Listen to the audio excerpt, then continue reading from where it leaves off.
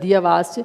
लेकिन फिर जो दूसरा तारुफ सी वो जदीद शायरी का तारुफ सी और वो जनाब फैज़ अहमद फैज़ साहब का सी, जिदा रब्बा सच्चिया तू ते आख्या सी जा ओए बंदिया जग दा शाह है तू, साड़ियां नेमतां तेरियां दौलतां ने, साडा नैब ते आली जा है तू, इस तौर ते कद पुछया सी इस नुमाणे ते की बीतियां ने, कदी सार भी लईओ रब साइयां तेरे शाह नल जग की कीतियां ने,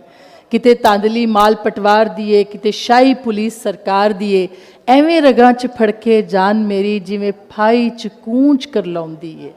चंगा शाह बनाया ही रब साइयां पौले खांदियां वार ना आउंदी है, मैनू शाही नहीं चाहिदी रब मेरे, मैं ते इज्जत दा टुक्कर मंगना हाँ, मैनू तांग नहीं महलां माड़ियां दी, मैं ते जीवें दी नुक्कड़ मंगना हाँ, मेरी मन्ने ते तेरी सौं च भी मैं मोड़ा, जे तू मेरी ना मन्ने ते मैं जावां ते रब कोई होर लोड़ा।